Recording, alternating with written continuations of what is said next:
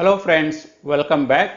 ನಾನು ನಿಮಗೆ ಈ ವಿಡಿಯೋದಲ್ಲಿ ನಾವು ನಮ್ಮ ಎಮರ್ಜೆನ್ಸಿ ಫಂಡ್ಸ್ನ ಎಸ್ಪೆಷಲಿ ನಿಮ್ಮಲ್ಲಿ ಏನಾದರೂ ಹೆಲ್ತ್ ಎಮರ್ಜೆನ್ಸಿ ಆಗಿದ್ರೆ, ನಿಮ್ಮಲ್ಲಿ ಮುಂದೆ ಯಾವಾಗಾದರೂ ಹೆಲ್ತ್ ಎಮರ್ಜೆನ್ಸಿ ಬರೋ ಆಗಿದ್ರೆ ನಾವು ಯಾವ ರೀತಿಯಲ್ಲಿ ಪ್ಲಾನ್ ಮಾಡ್ಬೋದು. ಇನ್ ಕೇಸ್ ಏನಾದರೂ ನಮಗೆ ಹೆಲ್ತ್ ಎಮರ್ಜೆನ್ಸಿ ಬಂದಾಗ ನಾವು ಹಣದ ಮುಗ್ಗಟ್ಟನ್ನು ನಾವು ಯಾವ ರೀತಿಯಲ್ಲಿ ಸಮಸ್ಯೆನ ಬಗೆಹರಿಸ್ಕೊಳ್ಬೋದು, ನಮ್ಮ ಹೆಲ್ತ್ ಎಮರ್ಜೆನ್ಸಿನ ಯಾವ ರೀತಿಯಲ್ಲಿ ನಾವು ಸಾಲ್ವ್ ಮಾಡ್ಕೊಳ್ಬೋದು, ನಾವು ಯಾವೆಲ್ಲ ರೀತಿಯಲ್ಲಿ ಲೋನ್ಸ್ ತಗೊಳ್ಬೋದು ಅನ್ನೋದನ್ನ ನಾನು ಈ ವಿಡಿಯೋದಲ್ಲಿ ನಿಮಗೆ ಡೀಟೇಲ್ ಆಗಿ ತಿಳಿಸ್ಕೊಡ್ತಾ ಇದ್ದೀನಿ. ಈಗೇನಾಗ್ಬಿಟ್ಟಿದೆ ಅಂದ್ರೆ, ನಾವು ನಮ್ಮ ಹೆಲ್ತ್ ಎಮರ್ಜೆನ್ಸಿನ, ನಮ್ಮ ಹೆಲ್ತ್ ಇಶ್ಯೂಸ್ನ ನಾವು ಕಂಪ್ಲೀಟ್ ಆಗಿ ನಮ್ಮ ಹೆಲ್ತ್ ಇನ್ಶೂರೆನ್ಸ್ ಮೇಲೆನೆ ಖಂಡಿತವಾಗಿ ಡಿಪೆಂಡ್ ಆಗಿರೋದಕ್ಕಾಗೋದಿಲ್ಲ. ಯಾಕಂದ್ರೆ ನಮ್ಮ ಹೆಲ್ತ್ ಇನ್ಶೂರೆನ್ಸ್ ಒಂದು 5 ಲಕ್ಷಕ್ಕೆ ಇರ್ಬೋದು, ಇಲ್ಲಾಂದ್ರೆ ಒಂದು 10 ಲಕ್ಷಕ್ಕೆ ಇರ್ಬೋದು. ಈಗೆಲ್ಲ ಒಳ್ಳೆ ರೀತಿಯ ಕಾಯಿಲೆಗಳು ಬಂದ್ಬಿಟ್ರೆ, ದೊಡ್ಡ ದೊಡ್ಡ ಕಾಯಿಲೆಗಳು ಬಂದ್ಬಿಟ್ರೆ 5 ಲಕ್ಷ 10 ಲಕ್ಷ ರೂಪಾಯಿ ಯಾವುದಕ್ಕೂ ಲೆಕ್ಕಕ್ಕೆ ಇರೋದಿಲ್ಲ. 5 ಲಕ್ಷ 10 ಲಕ್ಷ ಯಾವ ಲೆಕ್ಕಕ್ಕೂ ಸಿಗೋದೇ ಇಲ್ಲ. ಆದ್ರಿಂದ ನಮ್ಮಲ್ಲಿ ಹೆಲ್ತ್ ಇನ್ಶೂರೆನ್ಸ್ ಪ್ರೈಮರಿ ಇನ್ಶೂರೆನ್ಸ್ ಅಷ್ಟೇನೆ. ಯಾಕಂದ್ರೆ ನಮಗೆ 5ರಿಂದ 10 ಲಕ್ಷಕ್ಕಿಂತ ನಮಗೆ ಹಣ ಜಾಸ್ತಿ ಖರ್ಚಾದಾಗ ನಮಗೆ ಹಣನ ಬೇಕಾಗುತ್ತೆ. ಯಾಕಂದ್ರೆ ನಾವು ಹಾಸ್ಪಿಟ್ಲಿಂದ ಡಿಸ್ಚಾರ್ಜ್ ಮಾಡ್ಬೇಕಂದಾಗ ನಮ್ಗೆ ಇಮಿಡಿಯೇಟ್ ಆಗಿ ಹಣ ಬೇಕಾಗುತ್ತೆ. ಇಲ್ಲಾಂದ್ರೆ ನಾವು ಹಾಸ್ಪಿಟ್ಲ್ ಅಡ್ಮಿಟ್ ಮಾಡ್ಬೇಕಾದ್ರೂ ನಮ್ಗೆ ಇಮಿಡಿಯೇಟ್ ಆಗಿ ಹಣ ಬೇಕಾಗುತ್ತೆ. ಏನ್ ಮಾಡ್ಬೇಕಾಗುತ್ತೆ ಆಗ? ಮೊದಲನೇದಾಗಿ ನೀವು ಆದಷ್ಟು ಒಂದು ಕ್ರೆಡಿಟ್ ಕಾರ್ಡ್ನ ಮಾಡಿಸಿಟ್ಕೊಂಡಿದ್ರೆ ತುಂಬಾ ಒಳ್ಳೆಯದು. ಯಾಕಂದ್ರೆ ಕ್ರೆಡಿಟ್ ಕಾರ್ಡ್ ಇದ್ದಾಗ ನಿಮಗೆ ಸಡನ್ ಆಗಿ ನಿಮ್ಮ ಹಣನ ಅಲ್ಲಿ ನೀವು ಸ್ವೈಪ್ ಮಾಡಿದ್ರೆ ನಿಮಗೆ ಈಸಿಯಾಗಿ ಹಣ ಸಿಕ್ಬಿಡುತ್ತೆ. ಯಾವುದೇ ನೀವು ಹಾಸ್ಪಿಟಲ್ ಹೋದಾಗನು, ಈಗಂತೂ ಪ್ರತಿಯೊಂದು ಕಡೆನೂ ಡೆಬಿಟ್ ಕಾರ್ಡು ಕ್ರೆಡಿಟ್ ಕಾರ್ಡ್ ಅಂತೂ ಖಂಡಿತವಾಗಿ ಬಳಸ್ತಾರೆ.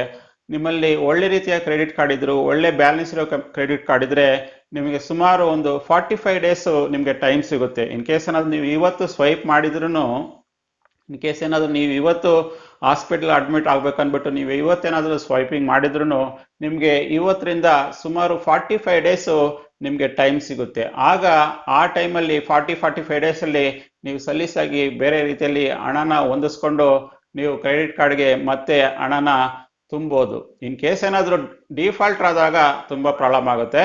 ಇಲ್ಲ ಅಂದ್ರೆ ನಿಮ್ಗೆ ಈಸಿಯಾಗಿ ನಿಮ್ಗೆ ಒಂದು 3 ಲಕ್ಷ 4 ಲಕ್ಷ ಏನಾದ್ರು ಎಮರ್ಜೆನ್ಸಿ ಫಂಡ್ಸ್ ನಿಮ್ಗೆ ಹೆಲ್ತ್ ಇನ್ಶೂರೆನ್ಸ್ ಬಿಟ್ಟು ಕೂಡ ನಿಮ್ಗೆ ಒಂದು 3 ಲಕ್ಷ 4 ಲಕ್ಷ ಎಕ್ಸ್ಟ್ರಾ ಬೇಕಂದ್ರೆ ನಿಮ್ಮ ಕ್ರೆಡಿಟ್ ಕಾರ್ಡ್ನ ಯೂಸ್ ಮಾಡಿಕೊಂಡು ನೀವು ಪೇ ಮಾಡಿಕೊಂಡು ಆಮೇಲೆ ನೀವು ಬೇರೆ ರೀತಿಯಲ್ಲಿ ಹಣನ ಅಡ್ಜಸ್ಟ್ ಮಾಡಿಕೊಂಡು ಮತ್ತೆ ನೀವು ಕ್ರೆಡಿಟ್ ಕಾರ್ಡ್ಗೆ ನೀವು ಪೇ ಮಾಡ್ಬೋದು. ಇದು ಮೊದಲನೆಯ ತರ ಆಪ್ಷನ್ನು.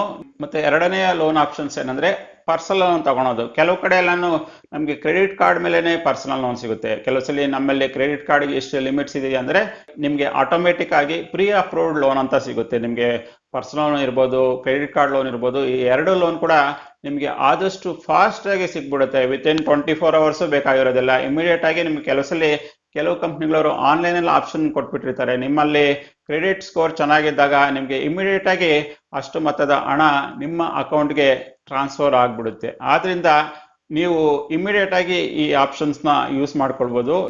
ಇನ್ ಕೇಸ್ ಏನಾದ್ರು ಈ ರೀತಿಯ ಸೊಲ್ಯೂಷನ್ ನಿಮ್ಗೆ ವರ್ಕೌಟ್ ಆಗಿಲ್ಲ ಅಂದ್ರೆ ನೆಕ್ಸ್ಟ್ ಆಪ್ಷನ್ ಏನಿರೋದೇನಂದ್ರೆ, ನಿಮ್ಮಲ್ಲಿ ಏನಾದರೂ ಫಿಕ್ಸ್ಡ್ ಡಿಪಾಸಿಟ್ಸ್ ಇರ್ಬೋದು, ನಿಮ್ಮಲ್ಲಿ ಎಲ್ಲಾದರೂ ಫಿಕ್ಸ್ಡ್ ಡಿಪಾಸಿಟ್ ಇಟ್ಟಿದ್ರೆ ನೀವು ಆ ಫಿಕ್ಸ್ಡ್ ಡಿಪಾಸಿಟ್ ನ ಇಮಿಡಿಯೇಟ್ ಆಗಿ ವಿಡ್ರಾ ಮಾಡ್ಕೊಳ್ಬಹುದು. ಅದು ಕೂಡ ಒಂದು ಆಪ್ಷನ್ ನೋಡ್ಬೋದು. ಕೆಲವು ಸಲ ನಿಮ್ಗೆ ಎಷ್ಟು ಬೇಕೋ ಅಷ್ಟು ಹಣನ ನೀವು ವಿಡ್ರಾ ಮಾಡ್ಕೊಳ್ಬಹುದು ಫಿಕ್ಸ್ಡ್ ಡಿಪಾಸಿಟ್ ಇಟ್ಟಿದ್ರೆ. ನಿಮ್ಮಲ್ಲಿ ಏನಾದ್ರು ಇಲ್ಲ ಅಂದ್ರೆ ನೀವು ಫಿಕ್ಸ್ಡ್ ಡಿಪಾಸಿಟ್ ಲೋನ್ ಕೂಡ ಪಡ್ಕೊಳ್ಬಹುದು. ಇನ್ ಕೇಸ್ ಏನಾದ್ರು ನಾವು ದೊಡ್ಡ ಮೊತ್ತದ ಅಮೌಂಟ್ ನ ಫಿಕ್ಸ್ಡ್ ಡಿಪಾಸಿಟ್ ಅಲ್ಲಿ ಇಟ್ಟಿದ್ರೆ ಅದನ್ನ ಯಾಕೆ ಬ್ರೇಕ್ ಮಾಡೋದು ಅನ್ಕೊಂಡಿದ್ರೆ ನೀವು ಬ್ಯಾಂಕ್ಗೆ ಅದರಲ್ಲಿ ನೀವು ಲೋನ್ ಕೂಡ ನೀವು ಫಿಕ್ಸ್ಡ್ ಡಿಪಾಸಿಟ್ ಮೇಲೆ ನೀವು ಪಡ್ಕೊಂಡು ನಿಮ್ಮ ಹೆಲ್ತ್ ಎಮರ್ಜೆನ್ಸಿನ ನೀವು ರಿಸಾಲ್ವ್ ಮಾಡ್ಕೊಳ್ಬಹುದು. ಮತ್ತೆ ನಾಲ್ಕನೇ ತರ ಏನಂದ್ರೆ, ಈಗಂತೂ ನಮ್ಮ ಇಂಡಿಯಾದಲ್ಲಂತೂ ಪ್ರತಿಯೊಬ್ಬರ ಮನೆಯಲ್ಲೂ ಗೋಲ್ಡ್ ಇದ್ದೇ ಇರುತ್ತೆ. ಕಷ್ಟ ಕಾಲಕ್ಕೆ ಪ್ರತಿಯೊಬ್ರು ಒಂದಲ್ಲ ಒಂದು ರೀತಿಯಲ್ಲಿ ಗೋಲ್ಡ್ ಬೈ ಮಾಡೇ ಇರ್ತಾರೆ. ಯಾಕಂದ್ರೆ ನಮ್ಗೆ ಈ ತರ ಎಮರ್ಜೆನ್ಸಿ ಇದ್ದಾಗ, ಈ ತರ ಸಿಚುವೇಶನ್ ಇದ್ದಾಗ ನಾವು ನಮ್ಮ ಗೋಲ್ಡ್ ನ ಖಂಡಿತವಾಗಿ ಅಡ ಇಟ್ರೆ ಅದರಿಂದ ಕೂಡ ನಮ್ಗೆ ಎಮರ್ಜೆನ್ಸಿಯಾಗಿ ಹಣ ಸಿಗುತ್ತೆ.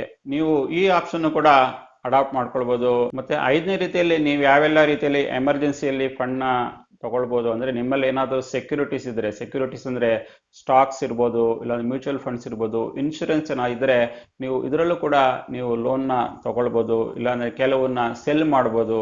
ಈ ಆಪ್ಷನ್ ಯೂಸ್ ಮಾಡಿಕೊಂಡು ನಿಮ್ಮ ಹೆಲ್ತ್ ಎಮರ್ಜೆನ್ಸಿನ ಸಾಲ್ವ್ ಮಾಡ್ಕೊಳ್ಬಹುದು. ಮತ್ತೆ 6ನೇ ರೀತಿಯಲ್ಲಿ ನೀವು ಯಾವ ರೀತಿಯಲ್ಲಿ ನಿಮ್ಮ ಹೆಲ್ತ್ ಎಮರ್ಜೆನ್ಸಿನ ಸಾಲ್ವ್ ಮಾಡ್ಕೊಳ್ಬಹುದು ಅಂದ್ರೆ, ಇನ್ ಕೇಸ್ ಏನಾದರೂ ನಿಮಗೆ ಸಾಕಷ್ಟು ರೀತಿಯ ದೊಡ್ಡ ಮೊತ್ತದ ಹಣ ಬೇಕಂದ್ರೆ ನಿಮ್ಮ ಎಂಪ್ಲಾಯಿ ಪ್ರಾವಿಡೆಂಟ್ ಫಂಡ್ ಇಂದನೂ ಕೂಡ ನೀವು ಸ್ವಲ್ಪ ಮೊತ್ತದ ಹಣನ ವಿಡ್ರಾ ಮಾಡ್ಕೊಳ್ಬೋದು ನಿಮ್ಮ ಹೆಲ್ತ್ ಇಶ್ಯೂಸ್ನ ಸಾಲ್ವ್ ಮಾಡ್ಕೊಳ್ಳೋದಕ್ಕೆ. ನಿಮ್ಮಲ್ಲಿ ಇಷ್ಟೆಲ್ಲ ಆಪ್ಷನ್ಗಳು ನಿಮಗೆ ಸೊಲ್ಯೂಷನ್ ಕೊಡಿಲ್ಲ ಅಂದರೆ ನೆಕ್ಸ್ಟ್ ಆಪ್ಷನ್ನು ನಿಮ್ಮ ಮನೆಯ ಟಾಪ್ ಅಪ್ ಲೋನ್ ತಗೊಳೋದು. ನಿಮ್ಮ ಮನೇನ ಆಲ್ರೆಡಿ ನೀವು ಲೋನ್ ತಗೊಂಡಿದ್ರೆ ಅದ್ರ ಮೇಲೆ ಕೂಡ ನೀವು ಸ್ವಲ್ಪ ಮೊತ್ತದ ಹಣನ ಟಾಪ್ ಅಪ್ ತಗೊಳ್ಬೋದು. ಕೆಲವು ಬ್ಯಾಂಕ್ಗಳಲ್ಲಿ ಆದಷ್ಟು ಫಾಸ್ಟಾಗಿ ನಿಮಗೆ ಟಾಪ್ ಅಪ್ ಕೊಟ್ಬಿಡ್ತಾರೆ. ಆದ್ದರಿಂದ ನೀವು ಈ ಆಪ್ಷನ್ನು ಕೂಡ ನೀವು ಬಳಸ್ಕೊಳ್ಬೋದು ಇನ್ ಕೇಸ್ ಏನಾದರೂ ನಿಮ್ಮ ಹೆಲ್ತ್ ಎಮರ್ಜೆನ್ಸಿ ಸಿಚುವೇಶನ್ನ ನೀವು ರಿಸಾಲ್ವ್ ಮಾಡ್ಕೊಳ್ಬೇಕು ಅಂದರೆ. ನಿಮಗೆ ಈ ವಿಡಿಯೋ ಇಷ್ಟ ಆಗಿದ್ರೆ ಖಂಡಿತವಾಗಿ ಲೈಕ್ ಮಾಡಿ, ಮತ್ತು ನೀವು ನಮ್ಮ ಸಕ್ಸಸ್ ಲೋಕ ಯೂಟ್ಯೂಬ್ ಚಾನಲ್ ಇದುವರೆಗೂ ಸಬ್ಸ್ಕ್ರೈಬ್ ಮಾಡ್ಕೊಂಡಿಲ್ಲ ಅಂದರೆ ಖಂಡಿತ ಸಬ್ಸ್ಕ್ರೈಬ್ ಮಾಡ್ಕೊಳ್ಳಿ, ಮತ್ತು ಬೆಲ್ಲೈಕನ್ ಕ್ಲಿಕ್ ಮಾಡಿದ್ರೆ ನಮ್ಮ ಎಲ್ಲ ಮುಂದಿನ ವಿಡಿಯೋಗಳು ನಿಮಗೆ ಖಂಡಿತವಾಗಿ ಸಿಗುತ್ತೆ. ನಾವು ಸಿಗೋಣ ಮತ್ತೊಂದು ವಿಡಿಯೋದಲ್ಲಿ. ಅಲ್ಲಿವರೆಗೆ ಬಾಯ್.